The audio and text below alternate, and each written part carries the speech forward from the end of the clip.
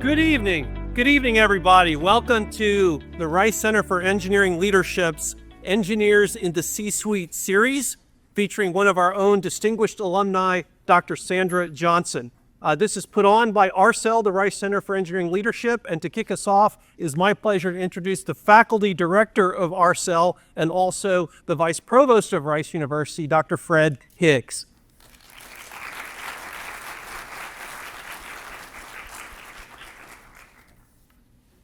Great, I'm happy to see everybody.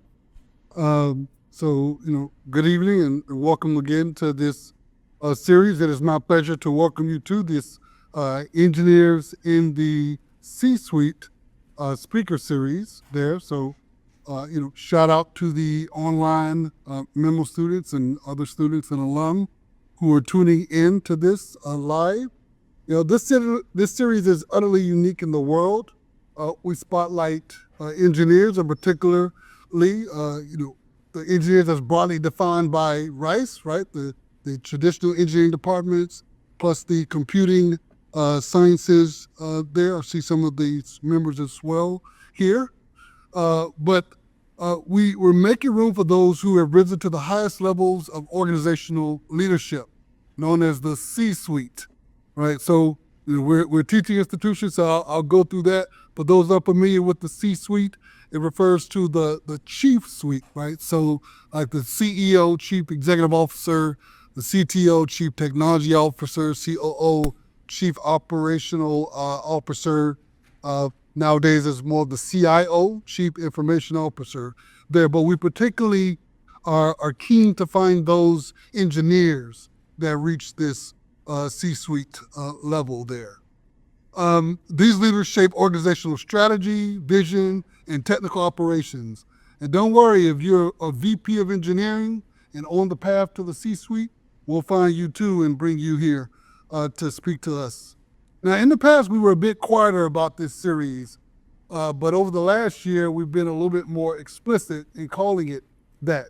But we actually always had the engineers in the C-suite. So about 1 year ago, our inaugural speaker, right, was Jim Whitehurst, who's the former president and CEO of Red Hat and Unity Technologies. And then 6 months ago, we brought in Antonio Neri, who is the current CEO of HP Enterprise there.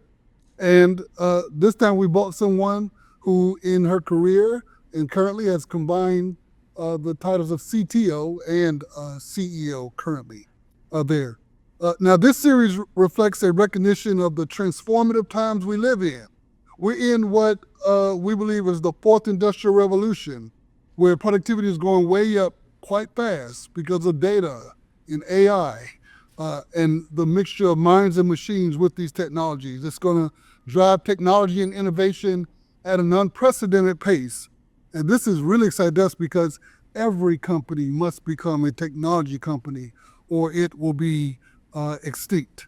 So here at RCEL, this new era excites us because now companies must bring their engineers to the decision-making table a lot earlier and a lot higher in the building.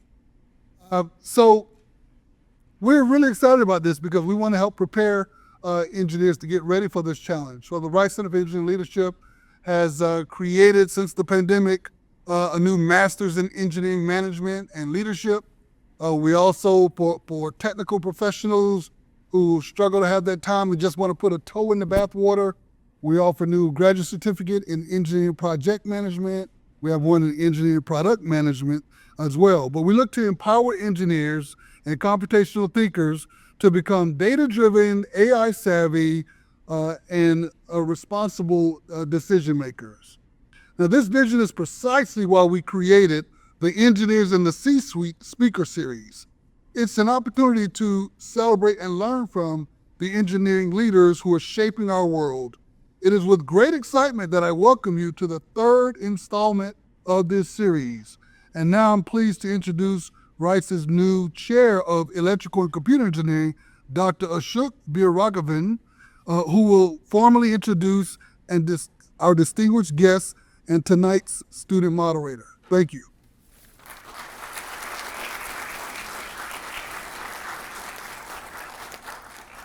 Hello, everybody. As the chair of electrical and computer engineering, it is my distinct pleasure and honor today to introduce one of our most impressive alumni, Dr. Sandra Johnson. Dr. Johnson grew up in Lake Charles, Louisiana, just 150 miles west of here, but nothing about her journey has been a smooth road. When she was 2 years old, her father was killed by a drunk driver, leaving Sandra and her siblings to be raised by their hardworking mother. Her schooling began in a segregated elementary school, but Sandra was strong in math and science right from the start. She earned her bachelor's in electrical engineering at Southern University in 1982 and went to Stanford for her MS, which she earned in 1984. Stanford is also where she encountered one of her most overt detractors. In fact, it was one reason Sandra decided to pursue a PhD was to prove him wrong. She came to Rice at the invitation of Dr. Briggs, who was then a professor of electrical engineering, and later became one of the top computer architects at Intel. She also encountered detractors here as well.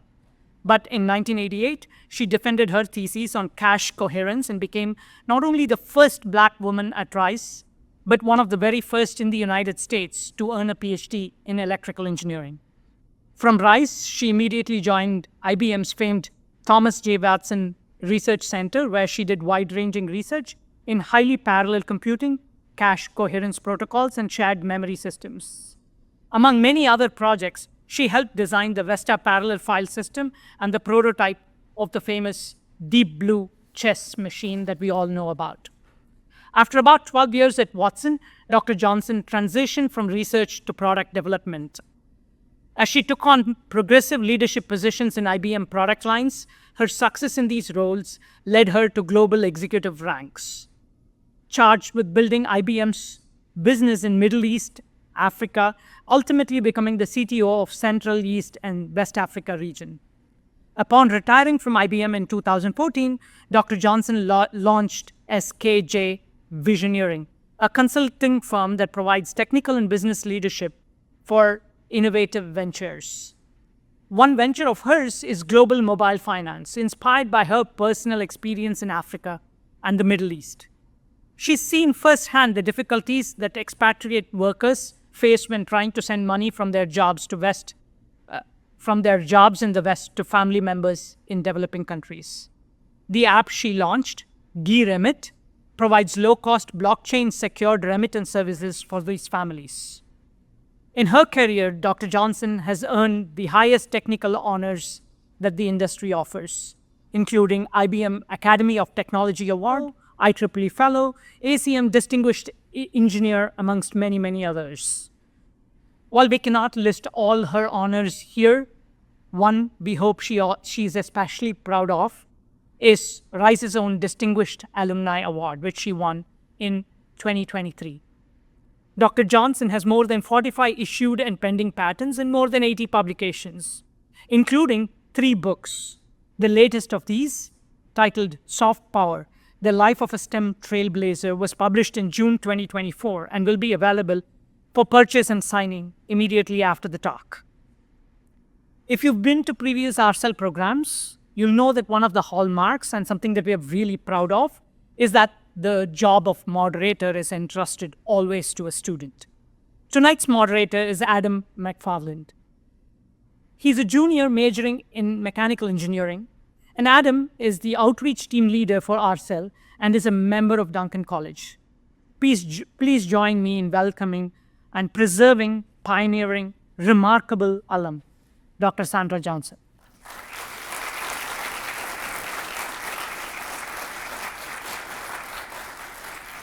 Thank you for joining us here tonight, Dr. Sandra Johnson. That was my pleasure. Thank you, Adam.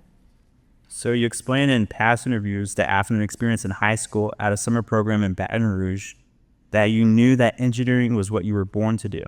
Can you talk more about that experience and why it was so impactful? Okay, so I'll start by saying I do not like to wash dishes. I didn't then in high school, and I still don't. And so my overall objective when I was maybe a junior in high school was to get the type of job that enabled me to buy a high-end dishwasher. So when I received in the mail one day, as a junior in high school, information about the Southern University Engineering Summer Institute for high school students, where the students would go on campus, stay on campus, learning about engineering, the engineering profession. I was excited about the possibility of not washing dishes for the summer. So I applied to go learn about how to drive a train, because that was the only engineering profession I was aware of.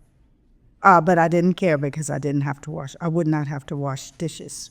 So I applied, was accepted, and then when I started taking the courses that summer, I learned about civil, mechanical, and electrical engineering, fell in love with electrical engineering. I thought this is what I was born to do. I thought that then, and I still do. And so that's how I was introduced to the profession and just knew this is who I am. This is what I was born to do. Thank you. And how did resistance from others in your time as a graduate student fuel your desire to pursue your PhD? Okay, so it was alluded to earlier, so I'll share with you a couple of stories. When I was a graduate student at Stanford. So the first quarter there of Stanford, it was the master's degree program was a non-thesis program, lots of work in classes, and it was a requirement that we worked together in groups. So the end of my first class is when, well, the end of the first class for each quarter, when the students would form their groups. And so the first time this happened, no one wanted me to be in their group. I mean, they would essentially look at me with disdain, up and down, to say no, including the women, we don't want you in our group. So I had a problem. How was it resolved? Well, some of the foreign students, one in particular from Beirut, Lebanon, was experiencing the same thing. So he saw me being almost panicking, came up to me and assumed that he was experiencing, that I was experiencing the same thing he was. So we formed our own group. We had another student from Australia, and we formed our group. And these students were two of the smartest in the class, so I ended up in the best group. And that happened quarter after quarter. After a while, I just went directly to the foreign students to form groups based on my experience. So that worked out well for me. The second one is, again, at Stanford. I was waiting to use the copier machine in the EE department with a fellow classmate. And because there was a man who was using the copier. And so while I was waiting, my classmate said to me, "Do you know who this person is, the one using the copier?" And I said, "No, I don't." He said, "This is William Shockley."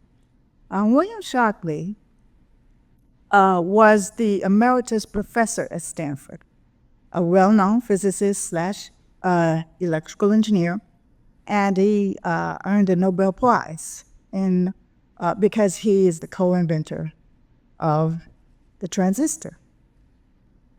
William Shockley also, as a hobby, conducted research to quantify that blacks were inferior to whites.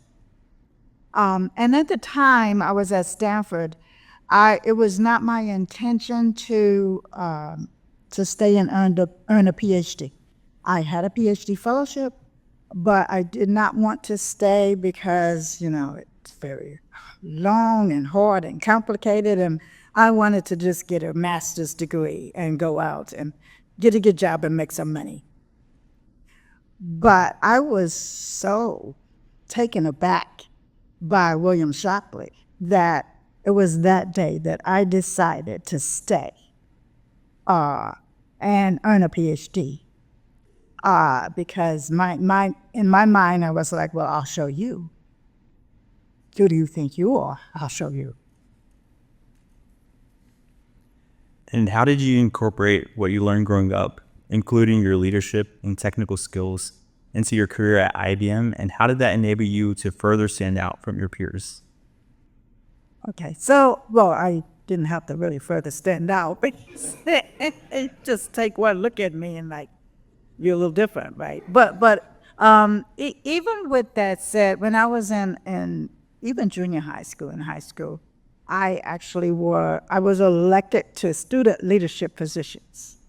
It was something that was innate for me. And so once I left Rice, earned my PhD here and went on to IBM, T.J. Watson Research Center, I continued to conduct research, an extension of what I did here. And so as a result, I knew more than others in this particular area.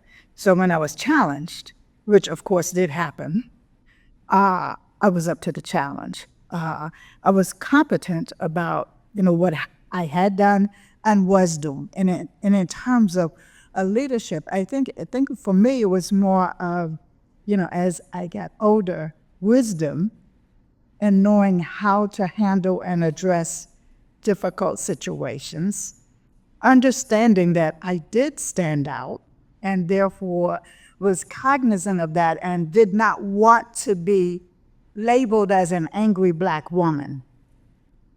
So I was very thoughtful and tried to leverage wisdom as I move forward in my projects and in working with people and trying to convince them that I really did, in fact, know what I was saying and doing.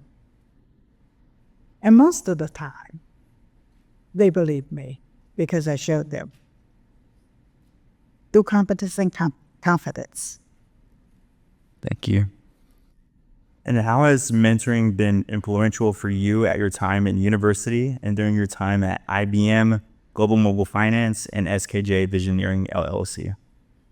So just mentoring in general has been very helpful for me throughout my life, not just in school and working for companies. And the mentoring could be peers, mentoring, peer mentors, as well as those who are in positions of power and influence who can make things happen for me. So initially, I wasn't called that. I didn't think of it as that. It's just that when I ran into an issue and I knew of someone who may have been able to help me, I just went to have the conversation. But moving forward in time, particularly in my IBM career, it was more formalized within IBM, and I actively sought mentors and then had a group who were very helpful to me. So when I encountered an obstacle, did not go to them all of the time, but if it was an obstacle that I felt as though I really needed some help, some words of wisdom, I would reach out to my mentors and they would help. A couple of examples. When I went to IBM, I was still a student here at Rice. I went to IBM to interview at the T.J. Watson Research Center in Yorktown Heights, New York. And so the potential employees who went to research for an interview, they had a host who would put together the interview schedule, make sure they made it from one interview to the next, set up the dinner and the lunch, etc. So my host was Fran Allen.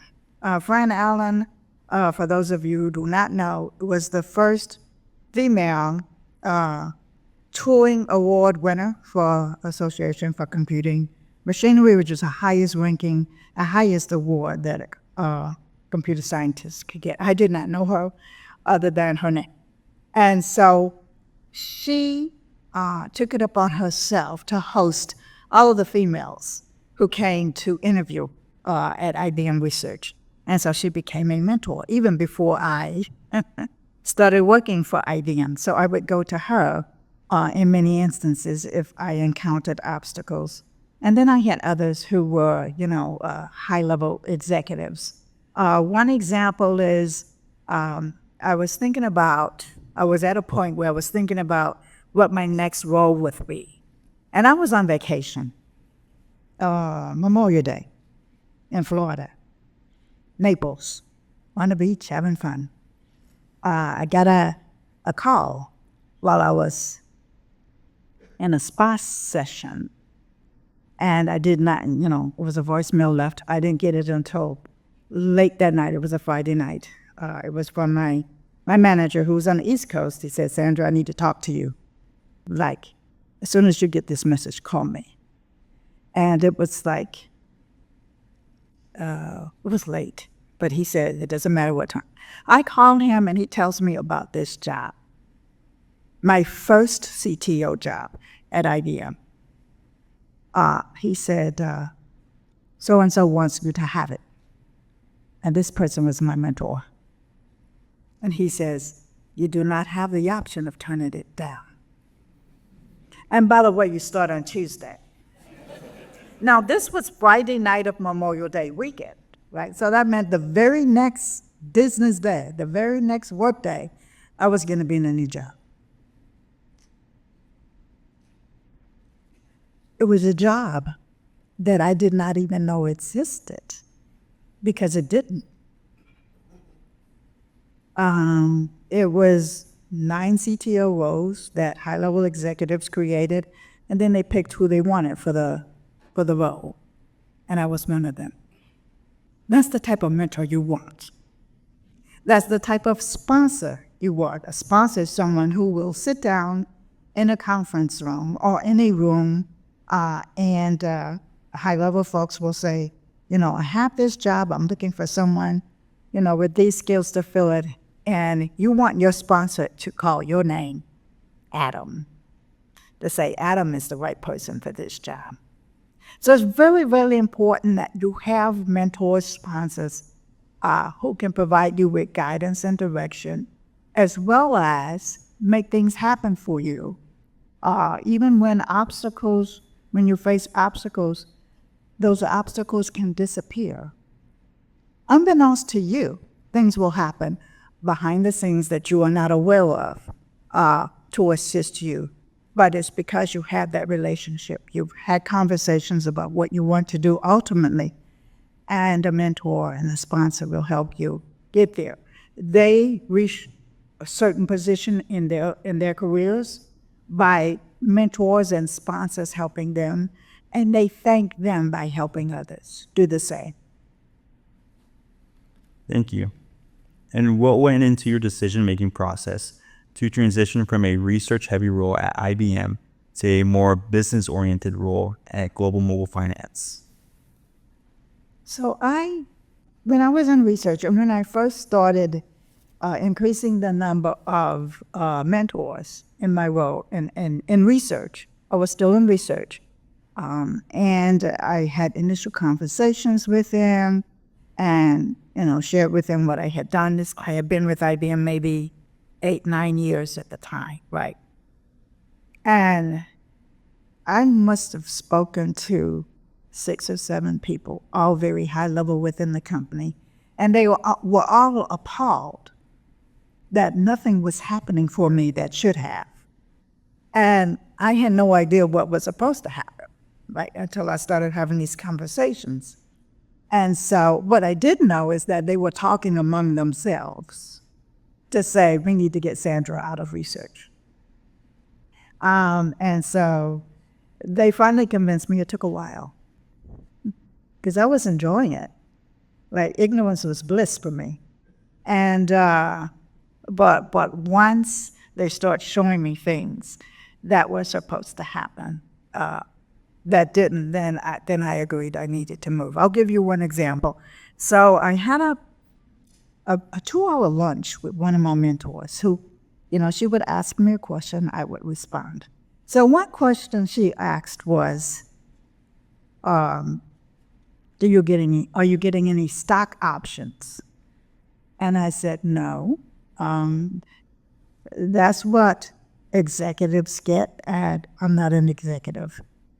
So she put her head in her hand like this. I was looking at her like, why is she doing this? Is it something I said, right? She said to me, ask your manager. So, at the end of that 2 hour, and it was question after question, and that's how it went. So I went back to my office and I asked my manager about stock options, and he said, "Oh, that's for executives, and you're not one." And so now that I was knowledgeable about this, I said to him, "Well, could you please look into it for me?" And 2 weeks later, I got stock options. So that was an eye-opener for me. And so that's how I transitioned, if you will, from research into development. And I looked for other development roles, ended up in sales roles. And my CTO role in Africa was actually in a sales organization. And how did you recognize the value proposition behind global mobile finance when others did not? I lived in Nairobi, Kenya. I spent 3 years in the Middle East and Africa, 2 years in Dubai, and 1 in Kenya. But I traveled throughout the Middle East and Africa. And when I lived in Nairobi, I used mobile money. Now, this was, 12 years ago. Now with Venmo, Zelle, Cash App, we're all familiar with mobile money. But 12 years ago, it was not really prevalent here. And in fact, in Kenya, Safaricom developed the first commercially successful mobile money offering called M-Pesa. In fact, many of the applications here, cash, for example, Venmo, came out of the M-Pesa app in Kenyan. So, and that's because most of the people there are not banked. They do not have bank accounts. They had mobile phones. So it was a financial account associated with mobile phones. And when I would come home for vacation, and I would try to send money back to that part of the world, it was very difficult. It was very expensive. It was very dangerous for the recipient to, pick up the money from a Western Union office, for example. And sometimes they would have to walk a long ways to get the money. So, I had this idea of developing an app that will enable funds to be transferred into their mobile money accounts as opposed to having to pick it up from a Western Union, for example. So that's how I got the idea of developing this app and creating this company, Global Mobile Finance, Inc. Thank you. And from your time in industry, working alongside other engineers and leaders, what distinguished those who went out to succeed from those who did not? Many things, not just one thing, but as a foundation, as a given, competence, for the most part, confidence, and as I mentioned, mentors, sponsors. It's not enough just to be good at what you do if no one knows about it.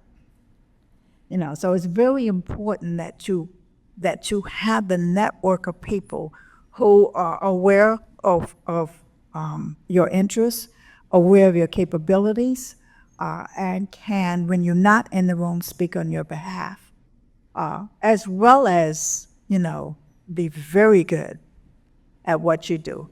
Someone who will deliver, in the case of business, will deliver, whether it's, developing a product or sales, etc., will deliver on schedule or even ahead of schedule.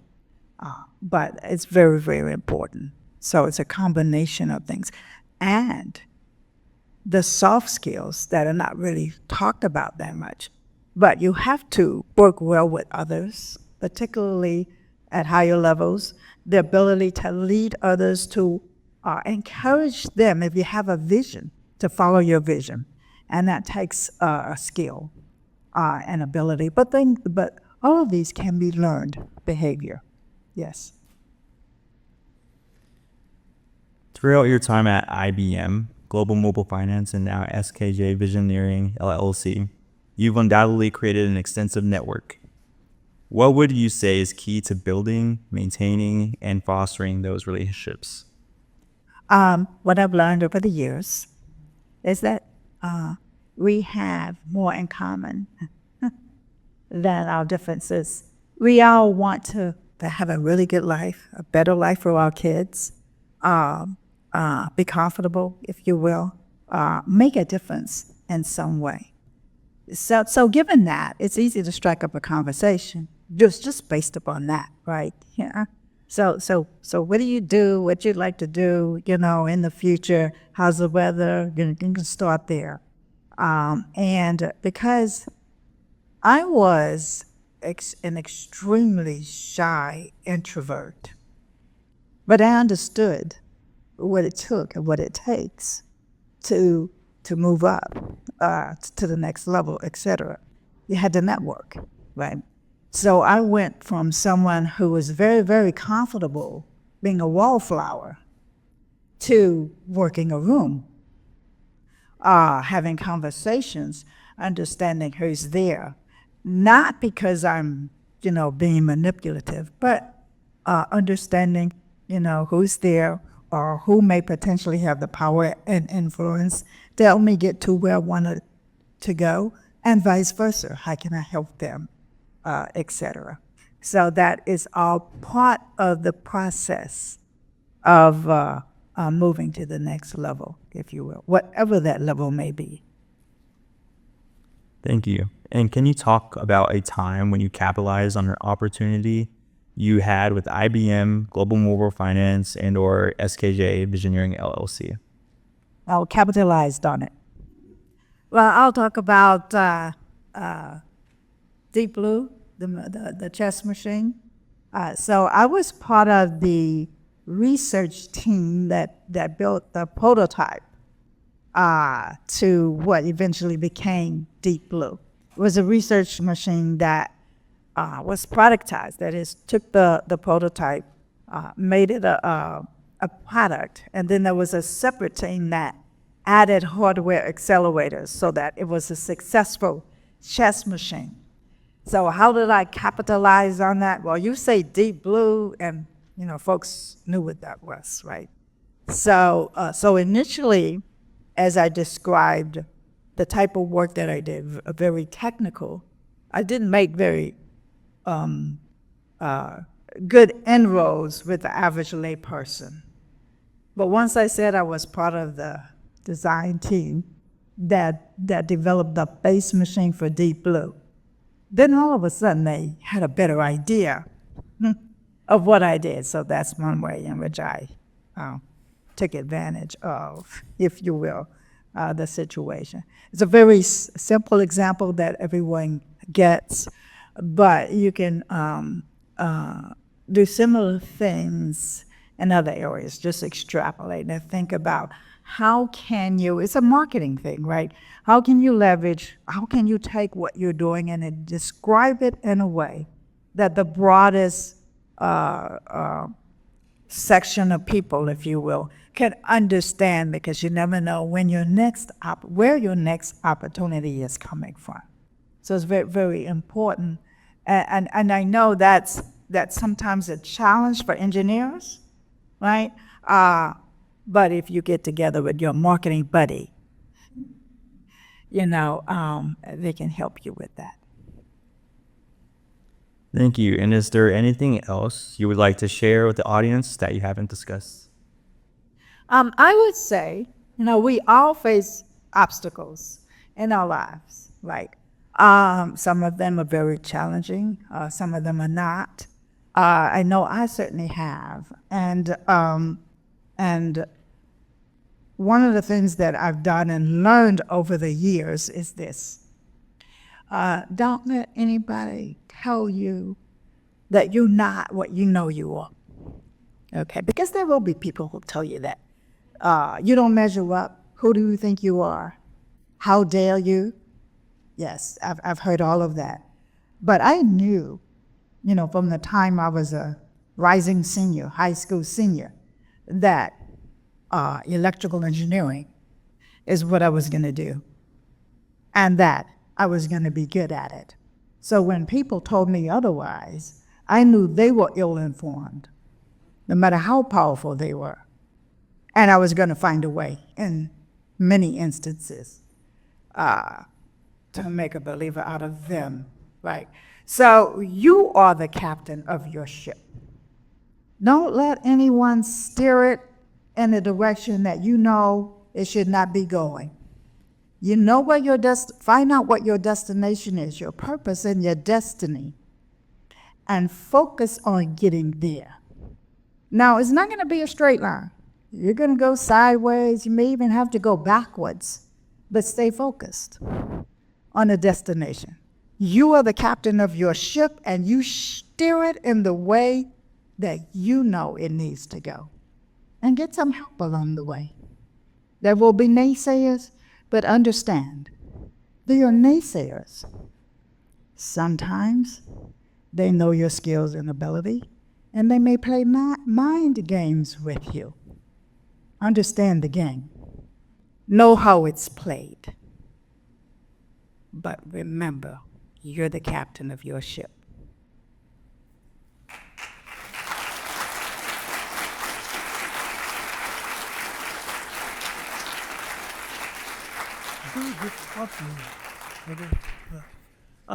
That was terrific. We've got time for a fair bit of time for questions. So if you would raise your hand if you're interested in asking Dr. Johnson a question, I'll come to you with the microphone. And we do want you to use the microphone so that we have a good recording of this. And I'll say that we do have a preference for questions coming from our students. No disrespect to the faculty you two who are here, but we do want the students to get the first crack. So I think there was a question somewhere in the back. I'll come to you second. I'll go up to you first.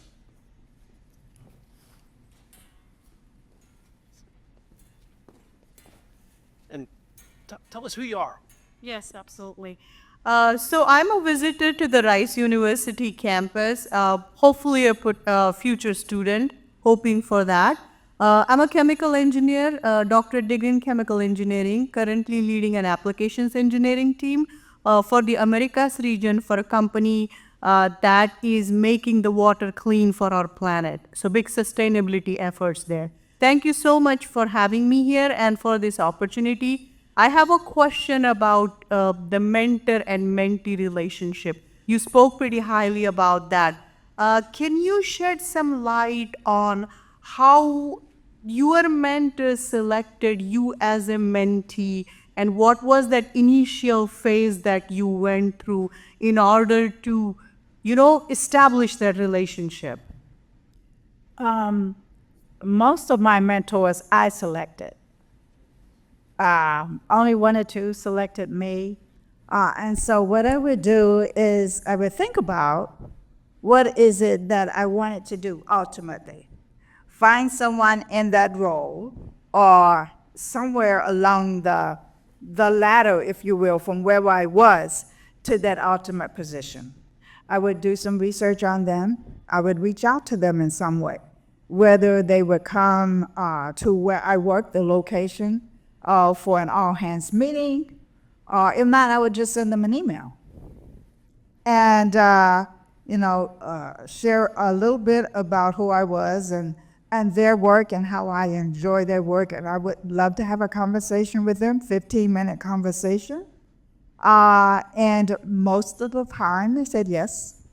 And so we would have a conversation. And at the end of that conversation, or maybe the next one, I would ask them to be my mentor. It was either yes or no. And most of the time, if there was a no, they would recommend someone else. And to put an exclamation point on that scenario, I had a couple of mentees when I lived in Nairobi, fellow IBMers.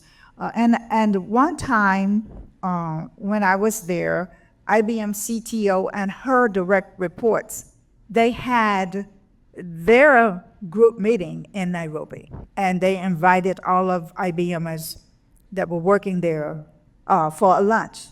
And, it was a table in a large ballroom, and each high-level IBM exec sat at one table and spoke to the employees. So two of my mentees sat at the table with the CEO. They were both female IBM employees.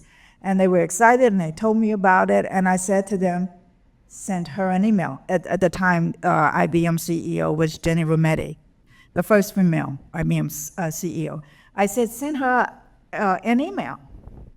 Let her know you enjoyed the conversation and ask her to be your mentor. And they were like, I can't do that. She's the CEO, right? And I said, of course you can. One did, the other one did not. The one who did, of course, Jenny said, thank you very much for asking. I'm a little busy. But then she had one of her direct reports be her mentor. And this woman who had an entry-level position at IBM at the time, over the course of 10 years, moved up very quickly, ended up with a dream job in New York, moved to New York, and did very well. The other one who did not respond, who did not send the email, she's still in the same job. Just as an example, right? Don't be concerned that the person is busy. For many, it is their job to mentor others, and they're looking for people to mentor. Yes, sir. Yeah, thank you very much for your talk. You mentioned that there were technical difficulties in your PhD, where you proposed this new caching method, and there were naysayers in this regard. What exactly was the difficulty? There were no naysayers in my research. The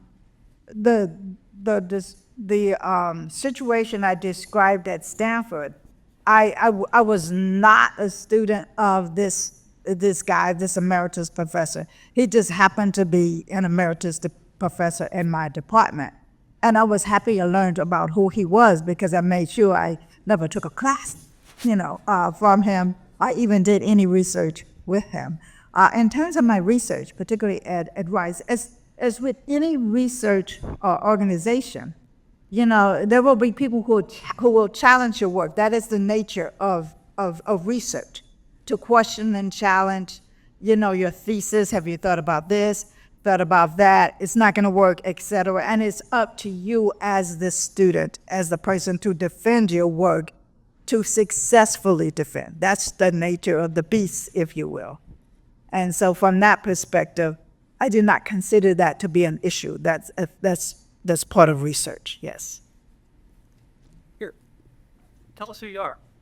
Yeah, hi. I just graduated from Rice with a computer science degree, and I find your story to be very inspiring. And I have two questions, if that's okay. The first one is, I was wondering, what are some of the most surprising or unexpected things or challenges that you have to overcome when you transition from being an engineer to an executive? So congratulations to you. I was a technical executive, so I still focused on technology as chief technology officer. However, I had more responsibility in, let's say, managing people, managing situations, if you will, with customers who were not happy.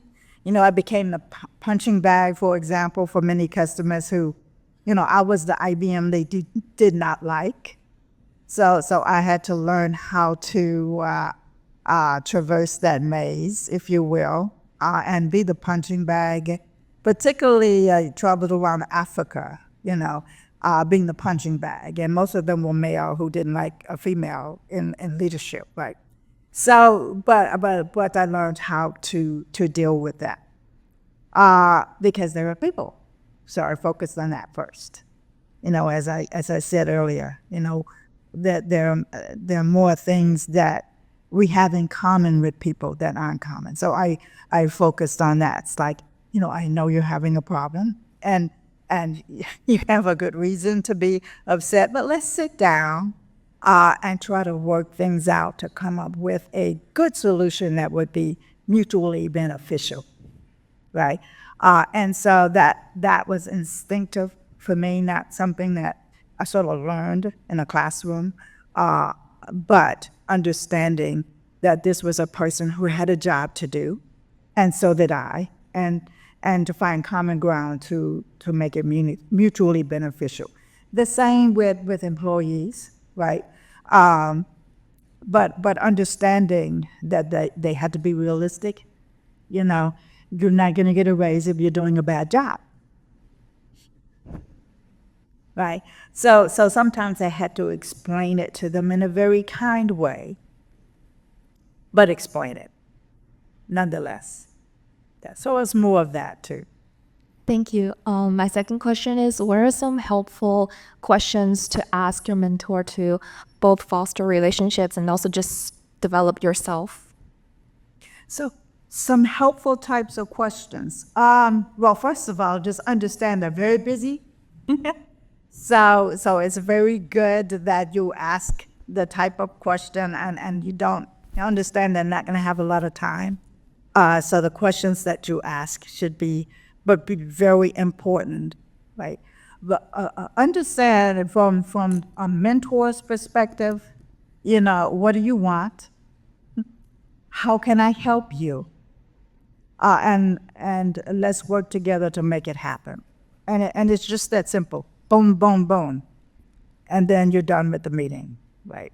So if you can think about how to answer those questions very succinctly, that would be the best way initially. And then once they get to know you, you know, then it would be easier to have those conversations. And of course, you get to know them too. They get to know you and you get to know them. Yeah. This will likely be our last question. Tell us who you are.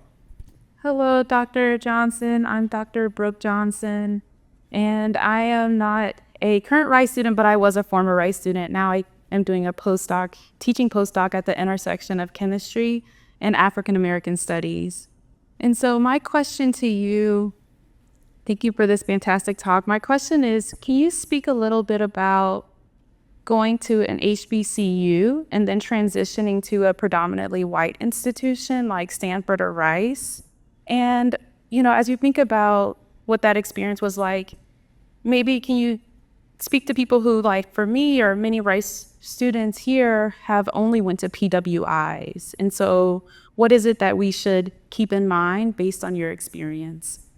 Sure, I can answer that. And for those of you who don't know what PWI is, predominantly white institution. HBCU, Historically Black College and University. So I did go to Southern University at an HBCU, but prior to that, I grew up in Lake Charles, Louisiana, as you know, an extended family that was very supportive. And so for as far back as I can remember, you know, I heard you can do anything you want to do. You know, all you have to do is put your mind to it. And they were very supportive in the types of things I wanted to do. It was a very positive, favorable environment. HBCU was the same. So whether it was students, or faculty, administration, etc., it was like a big family for me. Very supportive environments. When I went to Stanford, it was the 180-degree opposite. It was hostile. I mean, I didn't know it at the time, but looking back, it was hostile. But understand, I had at that point 21 years of being in a supportive environment. So when I encountered people who told me that I didn't measure up and that I didn't belong, you know, I had heard 21 years of, you do measure up, you belong, etc. And I believed them. So when I heard this, I knew instinctively that, well, first of all, most of the people who told me that had just met me. So they were prejudging me, not knowing who I was. I also knew that, right? So I knew that they were the ones ill-informed and not me.